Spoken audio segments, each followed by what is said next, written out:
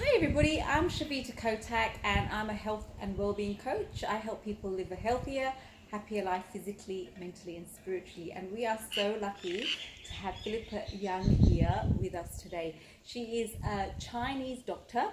She has a degree in acupuncture and also a bachelor's in science and health, am I right? 2 bachelor degrees, one in acupuncture and one in Chinese Herbal Medicine. Yes, and Philippa has been practicing in women's health for over 20 years, and who better to ask about menopause than the wonderful Philippa? Thank you. Please explain to us, what is this menopause thing that we're all going to go into eventually? Yes. Well, it's not really an isolated little contained event. It's part of a process that almost starts when we're born. We're born with an extraordinary number of follicles, and they gradually decline in our ovaries. They gradually decline over years and years, and then eventually we come to menopause, and we know that experience has occurred a year or so after our last period. Okay, there's been no menstrual cycle for about 12 months, and you can look back and say with some confidence, okay, menopause has happened. So that's 12 months without a period. Yes. No period at all. Menopause is actually happening. Yes. So what happens before that starts? Well, there's I suppose the perimenopausal period is a time where a lot of women see all sorts of changes. Yeah. Cycle lengths can change, periods can become lighter, all sorts of changes of that sort go on. And I think in that time also life changes. Yes. Women are often called on to do an enormous amount. They have young children, sometimes they have parents that need them too if their health is declining. They're often doing paid work. They're also often running the house. Yes. And orchestrating everything for everyone. So they're stressed. And even if they're not stressed, they're having to be very on and manage all of those things. It's a lot of balls to keep in the air and not drop. So what age would you think this can start sort of coming into a woman's life, where the hormones are starting to change? So usually through the 40s. Yeah. Menopause can occur really between 45 and 55, but for most women it's probably at the end of their 40s, early 50s. Okay. That's the, statistically the most common And zone. what about perimenopause? When can that sort of start? Because that's a long process. It is a long process, and really it can be through the 40s. Yeah. Yeah. Because I found in my early 40s, little things were changing, but I wasn't tuned into it. I was still busy with my life. And then about 45, a few more things are changing. You can't get away with eating crap food. And it goes to your hips. Yeah. Or drinking too much alcohol, or having bad sleep, and also my moods. I haven't got as much patience that I used to. Yes. So things would annoy me that I would not normally annoy me. And that probably kicked in about 44, 45, I would say. And then just little things every year. It sounds completely normal. Yeah. Yes. But you don't realise But that's what it is. Yes. Yeah. So it's educating yourself and seeing the right people to make sure your body is probably in It's tune. coming, yes. So how can a Chinese medicine doctor like yourself or acupuncturist help a woman through this stage? Look, there's lots that can be done, and I think one thing to bear in mind is that menopause is not a disease. Yes. It's just a progression from one part of your life to the next. Yeah. And it can be a progression to a very rich place.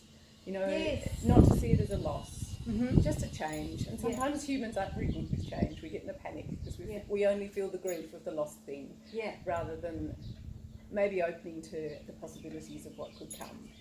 And so I think to start there and think, we talk about thinking positively, but in a realistic way. Maybe there is a little bit of grief, but you move through that and you come to a more positive, strong foundation to build the next chapter of your life on.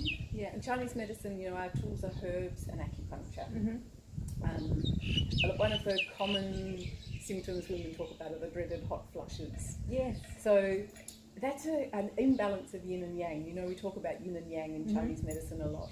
So yin is like a cooling, descending, grounding sort of element of us, and yang is the hot, upward, energetic side of us.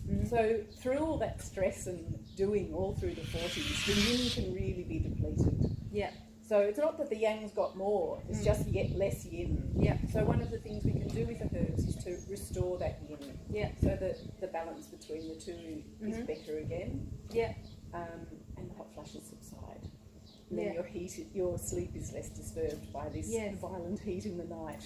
And Yes. also your mood, anger is a hot emotion. Yeah. So that restoration of yin and yang is profound and Yeah. can really help life become much more comfortable again. And it's this vicious cycle. So if you get in the hot flushes and you can't sleep at night, you're going to wake up cranky. Absolutely. You're not rested. Yep. And And then where's your inspiration to eat or eat well and do exercise and all the Exactly. other good life maintenance things? so really self-care becomes a big part of a Absolutely. woman's life when they're so busy looking after family, young children, probably aging parents. Yes. How do you fit the time in to look after yourself? But I think you've got to make time. I think it's important. Yeah. Yes. And that's, I suppose that's every woman's judgment Yeah. as to what can fit, and maybe it's a bit less television or Facebooking, Yes. or all those kind of superfluous things that really don't enrich life terribly much. So self-care becomes a big part of a woman's life to help transition. Absolutely, and in preparation, Yeah. so that when it does happen, she's in a stronger place. Yeah. Yeah. So what would you say for a woman? They should really, I would sort of think, come and see you before these things happen, so you can keep the balance happening. Yeah, look, in an ideal world, but I'd hate women who are watching, who are already in the thick of it, to feel like Yes. they've missed the boat. No. That's definitely not the case. Yeah. But yes, preparation's always a good thing, isn't it? To Yeah. go in sort of forewarned and forearmed. Yeah. Yeah. So with the herbs and acupuncture, can that actually help a woman sort of calm the hot flushes down Absolutely. and the hormones down? Yes. And how often would you sort of think, or is it an individual thing that they Yes, a piece of string's a little bit hard to judge Yeah. the length of. Yeah. Yes. Yeah. You need to come and chat to someone, whether it's me or somebody else. Excellent. So that's pre-menopause, and then menopause is a stage where the period stops at 12 months. That's right. Are there still hormonal changes happening then as well? Look, it can be a bit individual. Some women can have symptoms if they don't treat it for quite a long time after that, as much as 10 years sometimes. But some women don't get any symptoms. Yeah. It's so interesting, the variety of experiences women can have. Okay. Yeah. And then what about after menopause? Once the 12 months have gone, do you still get hot flushes? And Sometimes. Okay, 'cause Yeah, that's some women interesting. do. They can carry on, and they can be very stress related. yeah, I know that in my own experience. yeah, Yes, but maybe not. Yeah. It depends on the woman. It's hard to give you a really clear, defined answer to that. but acupuncture and Chinese medicine and herbs can assist Absolutely. this whole phase in a woman's life. Absolutely. What about other things that we can do? You were talking about this book. This is a book called The Yellow Emperor's Classic on Chinese Medicine, the Yeah. Huang Di Neijing. Yes. And it's a conversation between the Yellow Emperor and his advisor, Qi Bo, and Yeah. they ask questions and explain how to live a healthy life. Okay. So that has the 7-7 cycle of a woman's life. So it talks about when a little girl, when she's 7 years old, that's kind of the first marker, and then when her period starts, Yeah. and when she's at her highest fertile peak, Yeah. and then it gets to 49 and it talks about menopause, and then it doesn't talk about women after that, because it's such an old Chinese culture, because they finished their ability to bear children, so they're not useful anymore. Oh, that's not good. Yeah, It's no, it still isn't. useful. So how would you say that we can keep our spirit alive and stay positive at this time of change? Look, I think often women then can really find quite a strong inner self, because they don't have all those other people to look after anymore. Yeah. And it may be the first opportunity for decades for them to actually follow their own heart and do something that they have maybe wanted to do for ages. And it could be simple things like just expressing themselves in their dress or their home or something like that, or it could be a new profession, a new career, or advancing one that they already have. Yeah. There's a bit of space there. Yeah. And you know that you're talking about that sometimes moods change and the lack of patience. I think that goes with a change in that endless caring for others. Yeah. There is the space then to care for the self Yeah. and be creative in a whole new way. I mean, it can be a fantastic chapter of life. Yes, and that's what I want to talk about. That it doesn't have to be all doom and gloom with Oh, menopause, no. and you're not going to be invisible. You become visible in a different way. Absolutely. That you never thought possible. Yes. And I think that's, our culture is very much about the beauty of youth. Yeah. It's a new beauty. Yeah. It's not the perfect 20-year-old persona.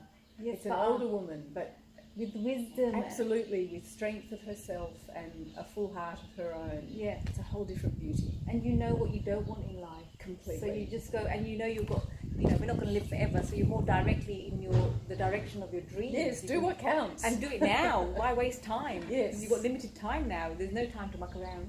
Yes, I think that can become quite pointy, that part. Yeah. That's great. Yeah. And is there anything else you think you would want to like to share with our audience about? You know, we relentlessly talk about diet and exercise, and I think they're not to be dismissed. Yes. They're so important. Eat the best food you can, eat what's in season where you live, Yeah. and a good variety of food. Yeah. Ditch the sugar, ditch Yeah. the processed food, Yes. you know. But eat to make yourself happy, eat what you love. And exercise. Absolutely. Keep yourself moving. Yeah, and it doesn't have to be marathons. Yeah. It could be yoga or Tai Chi or Pilates or you Yeah. know, something that you love, because then you'll do it. And even keep yourself moving spiritually.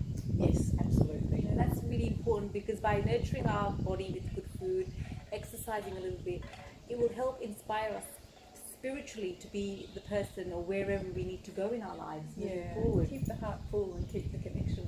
Yes.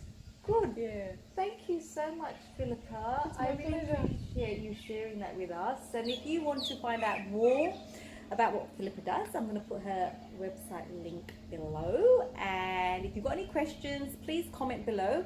And don't forget to subscribe. Thanks for watching. Bye.